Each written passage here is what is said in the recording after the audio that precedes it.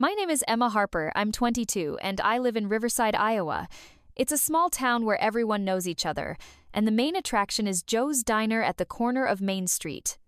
That's where I work as a waitress, serving $2 coffees and $7 burgers. But honestly, my life isn't just trays and tips. Deep in my heart burns a dream as big as New York's skyscrapers. I want to be a fashion designer, not just sewing dresses, but creating clothes that make people feel special. Here in Riverside, though, that dream feels as far away as Manhattan. My day starts at 6 a.m. I get up, slip into my uniforma white shirt and a black apron stained with ketchup that won't wash out.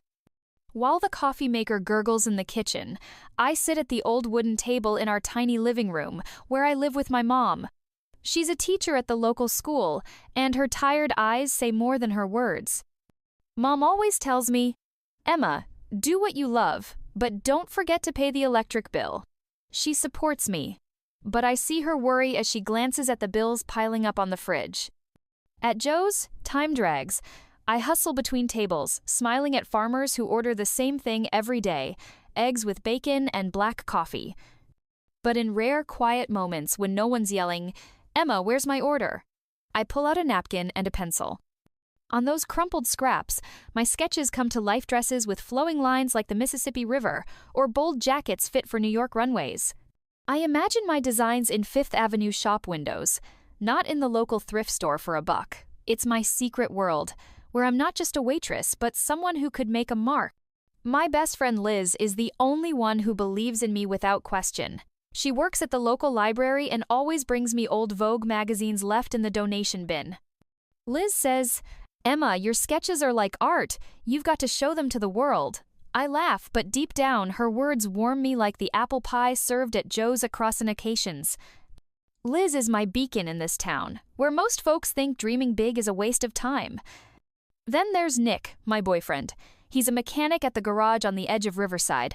Nick's tall, with hands that smell of motor oil and a smile that once made me melt. But his words about my dreams are like a cold shower. Last night, I showed him a new sketch address with an asymmetrical hem inspired by sunsets over the cornfields. I was so proud, but Nick just snorted, sipping his Budweiser. "Emma, this isn't for people like us. Cool it. You really think your napkin doodles will make it to New York? Get real, marry me, have a couple kids, live like everyone else." His words cut like a knife, but I just smiled and changed the subject. In Riverside, that's what girls like me are supposed to do: forget themselves and build a normal life. But I don't want to be like everyone else.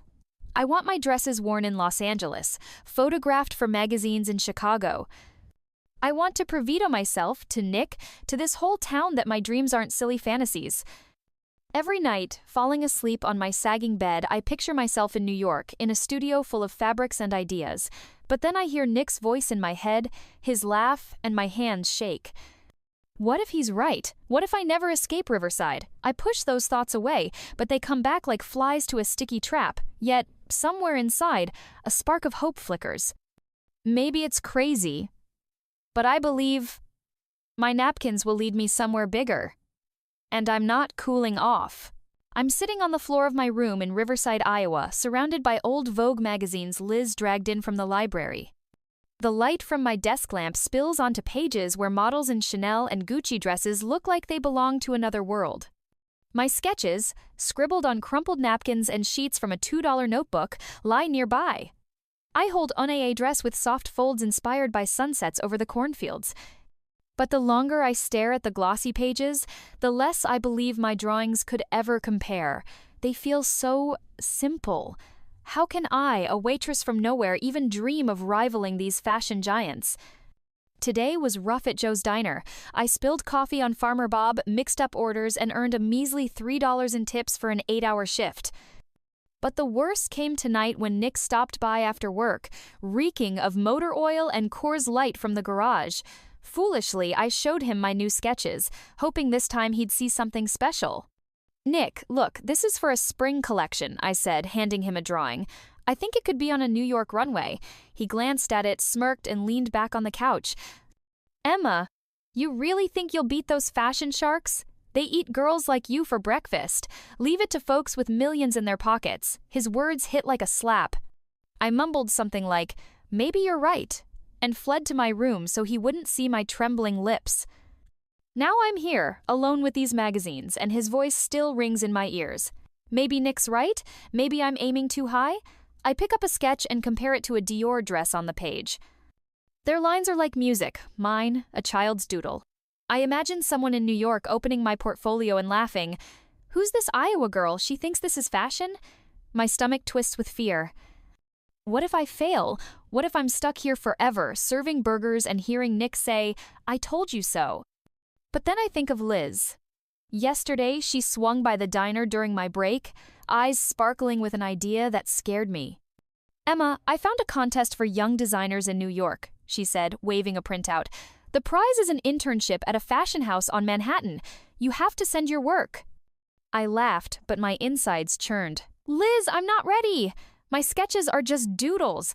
I can't compete with people who went to design schools." Liz rolled her eyes. "Emma Harper, you're talented.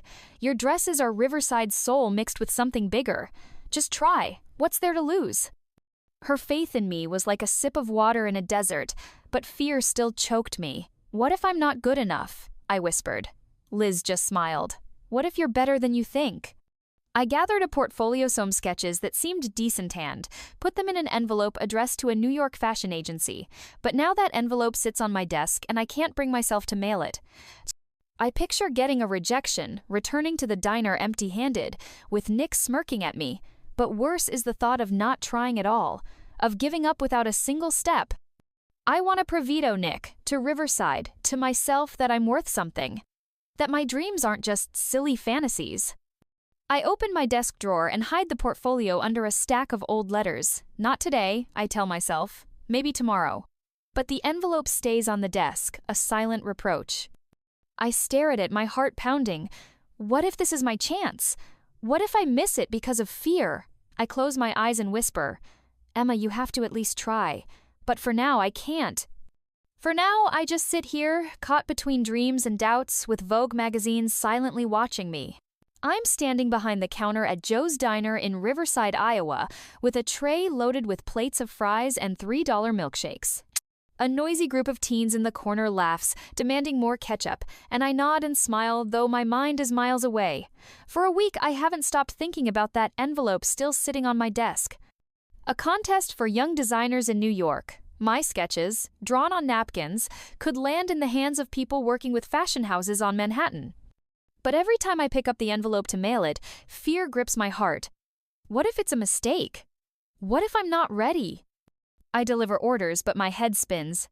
"Emma, you're just a waitress. Who are you to dream of New York?" It's Friday, and the diner's buzzing like a beehive. I dart between tables, dodging truckers' elbows and trying not to spill $2 coffees. But even in the chaos, I spot Liz, my best friend, slipping in with a sly smile. She waves, holding something that steals my breath-me envelope, the one with my portfolio. "Liz, what are you doing?"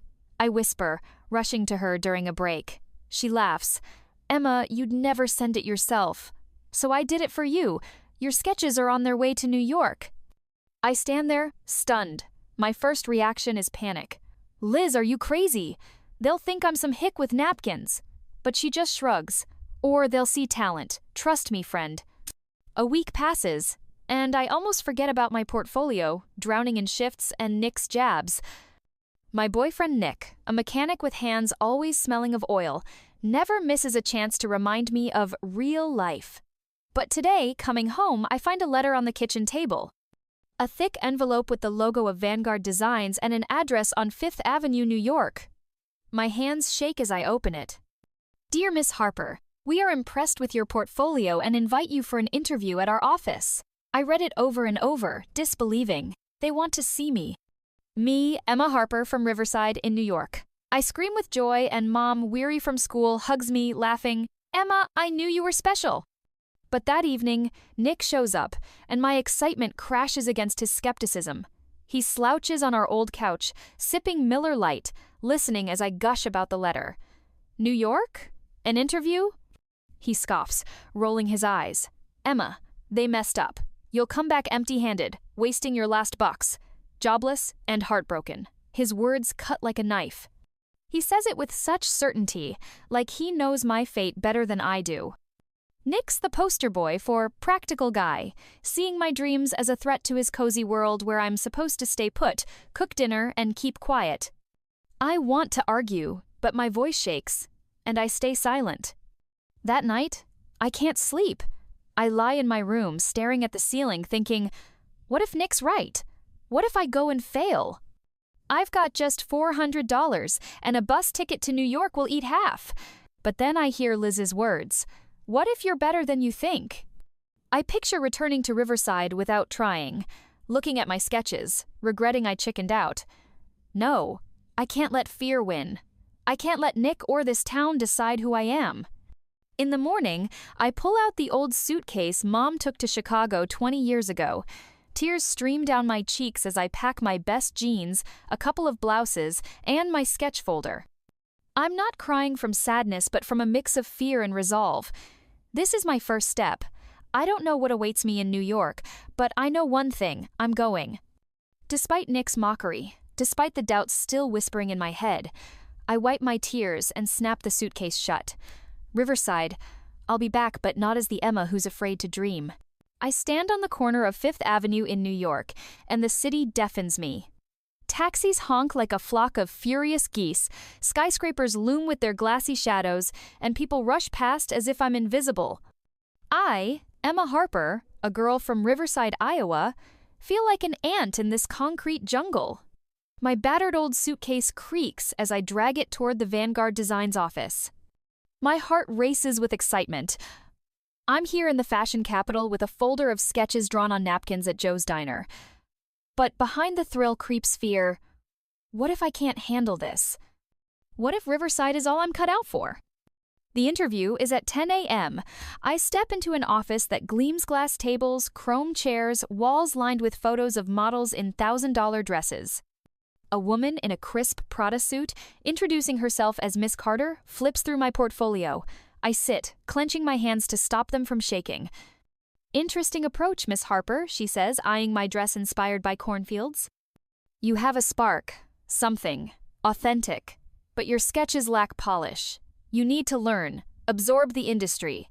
I nod, forcing a smile, but her words sting. They praise, yet say I'm not quite there. At the end, she adds, we can offer you an internship, unpaid, of course. It's a chance for those willing to work for experience. I mumble thank you, but inside I'm reeling. An unpaid internship? How will I survive in New York on my $200? I step outside, and the city no longer feels magical.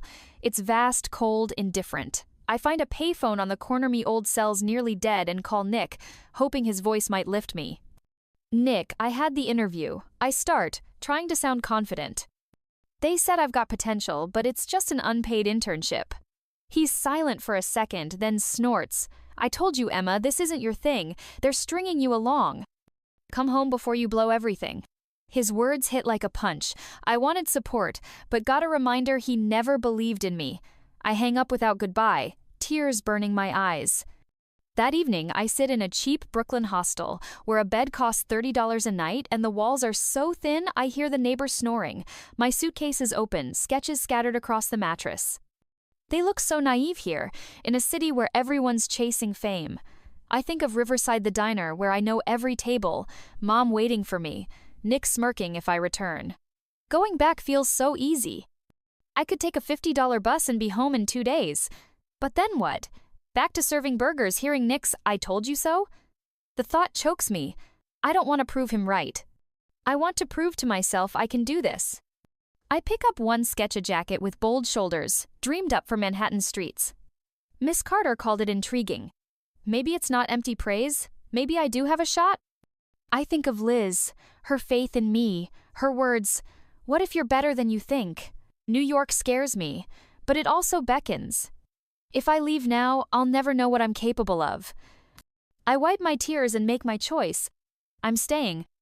The next day, I pound the pavement in Brooklyn until I land a job at Bean and Brew, a small coffee shop needing waitresses. It pays $10 an hour plus tips enough to cover my hostel bed and food. I return to my room, tuck my sketches back into their folder, and tell myself, Emma, this is just the start. New York won't break me. I'm here to fight for my dream, even if it means starting from scratch. And deep down, I know these skyscrapers will one day see my name. My life in New York is a relentless loop, each day blurring into the next. I, Emma Harper, now live in a tiny Brooklyn room I rent for $400 a month. It's less an apartment, more a closet with a bed and a sink, always reeking of dampness and Chinese takeout from the joint downstairs. By day, I'm a waitress at Bean & Brew, serving $5 lattes and wiping down tables sticky with syrup. At night, when the city quiets, I sit at a sewing machine I bought for $70 at a Harlem sale. My fingers ache from needles, my eyes water under a cheap lamp's glare, but I don't stop. I sew because it's my dream, and I won't let New York steal it. Exhaustion is my constant companion. After an 8-hour shift at the coffee shop, earning $10 an hour plus tips, I drag myself home, scarf down a $2 sandwich, and get to work. But in this fatigue, something new is born: confidence. I'm an intern at Vanguard Designs, unpaid, but I soak up everything like a sponge. My fellow intern skids from Boston, Los Angeles, even London know fashion like I know Joe's Diner menu back in Riverside. They teach me how to pair fabrics, master cuts, pitch sketches.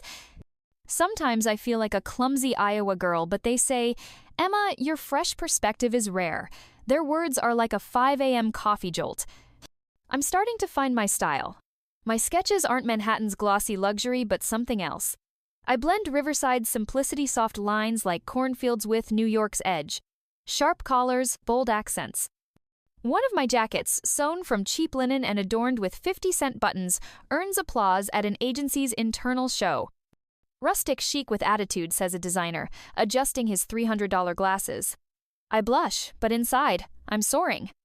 Maybe I'm not a Chicago design school grad, but I've got something to say. New York's fashion scene is a circus. Designers with puffed lips and names like perfume brands strut around, pontificating about postmodern aesthetics. They glance at my work with faint smirks, like it's a schoolgirl's craft. Cute, but naive. One tosses out, flipping through my sketch. Their arrogance cracks me up. They spend thousands on Milanese fabrics. I create from Queen's clearance bins. But my sincerity is my strength. I don't pretend to be someone else, and it's starting to pay off. At local Brooklyn shows, where young designers pay a $100 entry fee, my dresses get noticed. A girl from a Soho cafe even asks where I bought them. I made them, I say, and her shock is worth every sleepless night. But Riverside's shadow lingers. Yesterday, I got a text from Nick. His words, as always, drip venom. "When are you giving up, Emma? New York will crush you. Come back before it's too late." I read it by my window, Brooklyn's lights twinkling, and feel anger mix with resolve. Nick thinks I'll break like he snaps old car parts in his garage, but I'm not a part. I won't quit. I delete his text and return to my sewing machine. Then, one evening, as I'm nodding off over a scrap of fabric, my phone rings. It's the owner of Urban Thread, a Williamsburg boutique who saw my jacket at a show. "Emma, we want 5 of your pieces for our store. $200 each. You in?" I freeze, disbelieving. $1,000 for my work? That's more than I make at the coffee shop in a month. "Yes, absolutely," I shout, my voice echoing in the room. I hang up and dance, tripping over thread boxes. It's my first order. My dresses will hang in a Bedford Avenue window seen by thousands. I sink to the floor, clutching that jacket, and smile. Exhaustion still weighs on my shoulders, but now I know I'm on the right path. New York hasn't broken me. It's teaching me to be tougher. And deep down, I picture Nick seeing my work not on napkins but in a real store. But this isn't for him anymore. It's for me, Emma Harper, who didn't give up. I'm sitting on a creaky bed in my tiny Brooklyn, New York room where cars hum outside and the smell of dollar pizza from the joint downstairs seeps through the cracks. In my hands is a letter reel on paper with a Riverside, Iowa stamp. It's from Nick, my boyfriend. Or, it seems, my ex. My fingers tremble as I tear open the envelope, my heart tightening with dread. I, Emma Harper, am just starting to find myself in this massive city, but his words, even from afar, still hold power over me. I read, and each word hits like a blow. "Emma, I'm tired of waiting for you to come to your senses," he writes. "You're chasing your silly fantasies, and I want a normal life. Let's break up. Come back to Riverside if you change your mind. I reread it, tears streaming down my cheeks. Pain floods my chest, like spilled $2 coffee at Bean and Brew where I work. Nick was part of my life for 3 years. I remember his smile when we cruised his pickup through cornfields, his oil-scented hands when he held me. But I also recall his laughter at my sketches, his words, "This isn't for people like us." He never believed in me. And now he wants me to give up and return to a life where my dreams are just napkins at Joe's Diner. I cry, but through the tears comes clarity. Nick isn't just leaving me, he's pulling me back to Riverside, where girls like me are supposed to forget themselves and become someone's wife. He's scared I'll become more than he can grasp. And suddenly, I get it. This isn't the end, it's freedom. I grab my phone, open our chat, and type without hesitation. Nick, I'm not coming back. I choose me. I hit send and feel like I've shed a backpack full of rocks. It hurts, but I'm free. I wipe my tears and look around my room. A $70 sewing machine, sketches on the walls, crumbs from a $1.50 bagel on the table. This is my life, one I'm building myself. But the pain of his words stirs memories. I see Nick laughing at my dress inspired by Iowa sunsets. I hear him say, "You'll come back empty-handed," before I left for New York. Those taunts were like wind trying to snuff out my spark. But now I decide, they won't break me. I'll use them as fuel. Every "you can't" from him will be my "I will." Just then, my phone rings, startling me. It's Liz, my best friend from Riverside. Her voice trembles with excitement. "Emma, you sitting? You've been invited to Brooklyn Fashion Week. Not some basement gig, a real show in Williamsburg. Your jacket made the lineup." I freeze, disbelieving. Brooklyn Fashion Week is where young designers like me can make a name. My pieces, sewn from 50-cent linen and dreams, will hit the stage under spotlights. Liz laughs. "I told you you're a star, Harper." I mumble, "Thanks," but warmth spreads inside me. It's a sign I'm on the right path. I set the phone down and look at Nick's letter, still clutched in my hand. It feels less like a sentence now, more like a reminder of what I'm leaving behind. I open my desk drawer, where I keep his old letters, notes, postcards, words of love that once meant everything. But they belong to the old Emma, the one who feared dreaming too loud. I grab them all, walk to the trash can, and toss them. The paper lands with a dull thud, and I feel the past release me. This is more than a breakup with Nick. It's a break from the doubts he sowed in me for years. I return to my bed, pick up my jacket sketch, and smile. The pain's still there, but now it lives alongside something bigger: belief in myself. I'm prepping for the show, and I don't care what Nick or Riverside thinks. I'm here in New York fighting for my dream, and I know this show is just the beginning. One day, my work will be seen beyond Brooklyn, and I'll be the one laughing last. I stand backstage at Brooklyn Fashion Week in a noisy hangar in Williamsburg, New York, where the air is thick with hairspray and nervous energy. This isn't just a show, it's my show. I, Emma Harper, a girl from Riverside, Iowa, am here amid the chaos of models, stylists, and photographers with $1,000 cameras. My hands tremble as I adjust a jacket on a model, sewn from 50-cent linen with buttons scavenged from a Queens flea market. My heart pounds like I've run a marathon. This is my chance, and I'm terrified it'll all collapse. But beneath the fear is something else: pride. My sketches, once called Silly Fantasies by Nick, are about to hit the runway. Backstage is pandemonium. Models in my dress, a blend of Iowa's rustic simplicity and Manhattan's edge, dart around as stylists shout, "Where are the Steve Madden shoes?"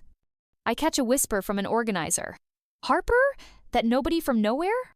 Their skepticism echoes Nick, but I push it aside. The fashion industry loves newbies while they're hot, and I know my moment's fleeting. These people with $20 wine glasses and smug smiles will forget me tomorrow if I don't shine today. But I'm not here for them. I'm here for myself, for the Emma who sketched on napkins at Joe's Diner. The auditorium lights dim, music erupts with booming bass, and the show begins. I peek from behind the curtain, holding my breath. The first model struts out in my dressy symmetrical, with soft folds inspired by Mississippi sunsets. The crowd is silent for a second, then applause breaks out. I barely breathe as my pieces jackets, skirts, dresses appear one by one under the spotlights. When the last model exits the runway, the room explodes in cheers. I stand, hand pressed to my chest, tears burning my eyes. They're clapping. They see me. My work, sewn through nights after shifts at Bean and Brew, just conquered New York. After the show, a woman with a notepad approaches, introducing herself as an editor from City Style. "Emma Harper," she says, adjusting $200 glasses, "your collection is the new voice of American fashion, rustic chic with soul but no schmaltz. We want a feature on you." I mumble, "Thank you," disbelieving. "City Style? The magazine sold at Barnes & Noble nationwide for $6? I nod like a kid as she walks off, leaving me stunned. People shake my hand, call me the season's discovery, but their words sound underwater. I'm still waiting to wake up in Riverside, tray of burgers in hand. But the real shock comes later. My supervisor at Vanguard Designs, Miss Carter, summons me to their Fifth Avenue office the next day. I walk in, bracing for criticism, but she smiles for the first time ever. "Emma, your cornfield fold dress was picked for Urban Thread's ad campaign. It'll be on billboards across America from Times Square to Los Angeles. Congratulations." She slides a contract toward me, and I see the figure $10,000 for usage rights. But it's not the money that stops my heart, it's my name at the top. Emma Harper, designer. I stare at those words, and the world fades. My sketches, which Nick called trash, will be on billboards. The dream he mocked has come true. I sign the contract, barely holding back tears. This is more than success. It's proof not to Nick, not to Riverside, but to myself. I recall nights sewing until dawn, days living on $1.50 bagels, moments I wanted to quit, but I didn't, and now New York, the city that nearly broke me, is saying, "You did it." I step out of the office, and Manhattan feels different, not daunting, but mine. I picture a Times Square billboard, my dress, my name, my dreams. Deep down I know this is just the start. The fashion world might forget me tomorrow, as it does all newbies, but I won't stop. I, Emma Harper, am no longer the girl afraid to dream. I'm the one making dreams real.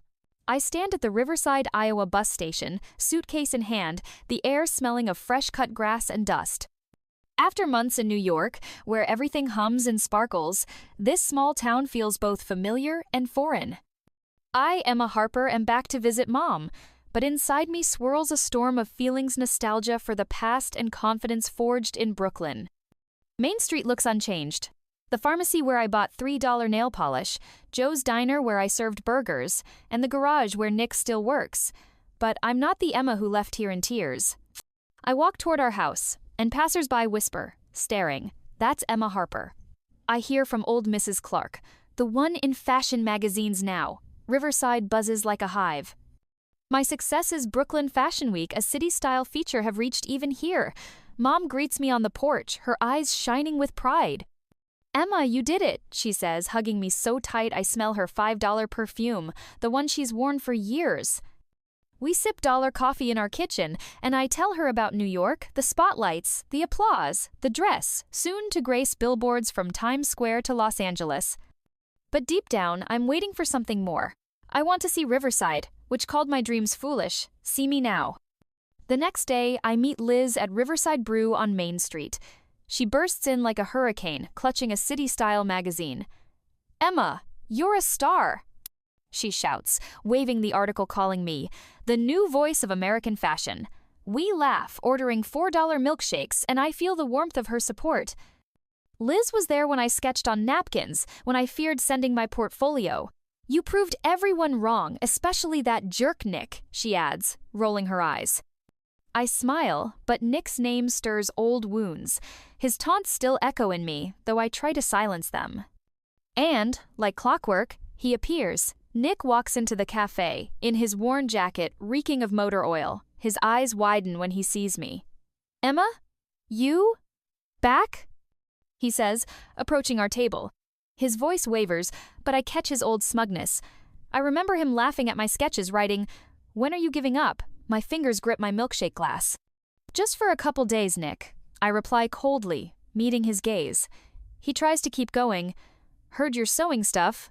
Not bad for Riverside, huh? His words are a jab, trying to box me back into being just his girlfriend. But I'm not her anymore. Nick, I'm busy. I cut him off, and Liz chokes on her shake, hiding a smirk. He mumbles something and leaves, while I feel strength rising inside. I'm above his words, his laughter, his world. Liz and I step out of the cafe, and she pulls me toward Main Street. "Emma, you've got to see this," she says, her voice quivering with excitement. We stop at the intersection and I freeze.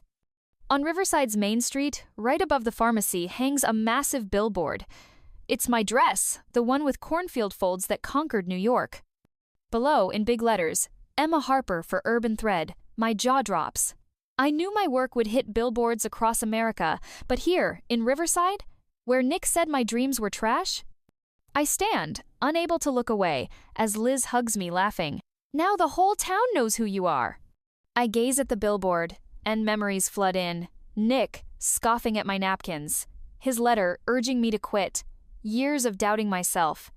But now, seeing my name glow above Main Street, I realize I didn't just survive his taunts. I outgrew them. This billboard isn't revenge. It's proof I did what no one, except Liz and Mom, believed I could. I smile, feeling Riverside's nostalgia blend with the confidence New York gave me. I'm home, but my home is bigger than this town now. And I know, this isn't the end of my story. I stand at the Riverside, Iowa bus station, suitcase in hand, the air smelling of fresh-cut grass and dust. After months in New York, where everything hums and sparkles, this small town feels both familiar and foreign. I, Emma Harper, am back to visit Mom, but inside me swirls a storm of feelings, nostalgia for the past and confidence forged in Brooklyn. Main Street looks unchanged. The pharmacy where I bought $3 nail polish, Joe's diner where I served burgers, and the garage where Nick still works. But I'm not the Emma who left here in tears. I walk toward our house, and passers-by whisper, staring, "That's Emma Harper." I hear from old Mrs. Clark, the one in fashion magazines now. Riverside buzzes like a hive. My successes Brooklyn Fashion Week, a city-style feature, have reached even here. Mom greets me on the porch, her eyes shining with pride. "Emma, you did it," she says, hugging me so tight I smell her $5 perfume, the one she's worn for years. We sip dollar coffee in our kitchen, and I tell her about New York, the spotlights, the applause, the dress, soon to grace billboards from Times Square to Los Angeles. But deep down, I'm waiting for something more. I want to see Riverside, which called my dreams foolish, see me now. The next day, I meet Liz at Riverside Brew on Main Street. She bursts in like a hurricane, clutching a city-style magazine. "Emma, you're a star," she shouts, waving the article calling me the new voice of American fashion. We laugh, ordering $4 milkshakes, and I feel the warmth of her support. Liz was there when I sketched on napkins, when I feared sending my portfolio. "You proved everyone wrong, especially that jerk Nick," she adds, rolling her eyes. I smile, but Nick's name stirs old wounds. His taunts still echo in me, though I try to silence them. And, like clockwork, he appears. Nick walks into the cafe, in his worn jacket reeking of motor oil. His eyes widen when he sees me. "Emma? You? Back?" he says, approaching our table. His voice wavers, but I catch his old smugness. I remember him laughing at my sketches, writing, "When are you giving up?" My fingers grip my milkshake glass. "Just for a couple days, Nick," I reply coldly, meeting his gaze. He tries to keep going. "Heard you're sewing stuff. Not bad for Riverside, huh?" His words are a jab, trying to box me back into being just his girlfriend. But I'm not her anymore. "Nick, I'm busy." I cut him off, and Liz chokes on her shake, hiding a smirk. He mumbles something and leaves, while I feel strength rising inside. I'm above his words, his laughter, his world. Liz and I step out of the cafe, and she pulls me toward Main Street. "Emma, you've got to see this," she says, her voice quivering with excitement. We stop at the intersection and I freeze. On Riverside's Main Street, right above the pharmacy, hangs a massive billboard. It's my dress, the one with cornfield folds that conquered New York. Below, in big letters, Emma Harper for Urban Thread. My jaw drops. I knew my work would hit billboards across America, but here, in Riverside, Where Nick said my dreams were trash? I stand, unable to look away, as Liz hugs me laughing. Now the whole town knows who you are. I gaze at the billboard, and memories flood in. Nick, scoffing at my napkins. His letter, urging me to quit. Years of doubting myself. But now, seeing my name glow above Main Street, I realize I didn't just survive his taunts. I outgrew them. This billboard isn't revenge. It's proof I did what no one, except Liz and Mom, believed I could. I smile, feeling Riverside's nostalgia blend with the confidence New York gave me. I'm home, but my home is bigger than this town now. And I know, this isn't the end of my story. I sit in my Brooklyn, New York studio, surrounded by rolls of fabric, sketches, and light streaming through a huge window. This isn't the cramped $400 room where I started, with a $70 sewing machine.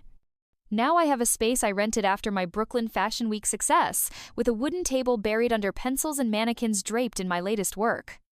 I, Emma Harper, am designing my next collection, and every stitch, every sketch fills me with inspiration. But most of all, I feel gratitude for my journey, for the people who stood by me, for the struggles that shaped who I am.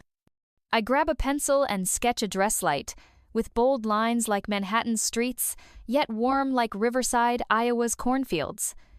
This blend is my signature, my voice in fashion, now heard from Times Square to Los Angeles. I recall how it began. Napkins at Joe's Diner, Nick's Mockery, nights surviving on $1.50 bagels, dreaming of New York. Back then, I feared my dreams were foolish. But now, seeing my work in Bedford Avenue boutique windows, I know. They were my salvation. My path wasn't easy. I remember the fear before my Vanguard Designs interview, when they said my sketches lacked polish, sleepless nights sewing after $10 an hour shifts at Bean and Brew. Nick's letter, urging me to come to my senses and return to Riverside. His taunts, his Emma, this isn't for people like us, were like stones I dragged behind me. But those stones taught me to stand tall. Every hardship, every rejection, every moment I wanted to quit made me stronger. They weren't the end, but the start. And now I'm grateful even to Nick, not for his words, but for how they pushed me to prove him wrong. I pick up my phone and call Liz. She's still in Riverside working at the library, but her voice is as vibrant as ever. "Emma, I saw your billboard on Main Street," she shouts. "You tore up this town," I laugh, recalling how she sent my portfolio when I chickened out. "Liz, I wouldn't be here without you," I say, my voice trembling. She brushes it off, but I know her faith was my beacon. Then I call Mom. She answers, weary from teaching at Riverside School, but her words warm me. "Emma, you're my pride." I picture her in our kitchen, bills still stacked on the fridge, and vow, one day, I'll buy her a home where she won't count every dollar. I think of other skids from towns like Riverside, dreaming but afraid, like I was. I want to help them. So I'm starting a fund, Harper's Dream Fund. It'll give grants to young designers from small towns to come to New York, learn, sew, dream. I know what it's like to feel unworthy of Fifth Avenue because you're from Iowa, but I proved it's possible, and I want others to believe too. The first grant will be $5,000 small, but a start, like my first $1,000 order from a Williamsburg boutique. I set the phone down and look at my sketches. I have a new dream, bigger than before. I want to launch my brand Emma Harper Designs. Not for $6 city-style magazines or the fashion crowd that'll forget me tomorrow. For people like me, who want to feel special in a dress that tells their story. It'll be tough. I know the cost of fabrics, rent, ads, but I'm not scared. I've faced mockery, poverty, doubt. I know I can. I grab a fresh sheet of paper and start a sketch-a jacket with sharp shoulders like a challenge, soft sleeves like an embrace. It's for my next collection, my brand, my future. I smile, feeling inspiration flow through me like the Mississippi River. Dreams don't die if you fight for them, I say aloud, my voice steady as ever. This sketch isn't just a drawing. It's a promise I make to myself. Keep going, no matter what. New York, Riverside, the world, I'm ready. My story doesn't end. It's only beginning.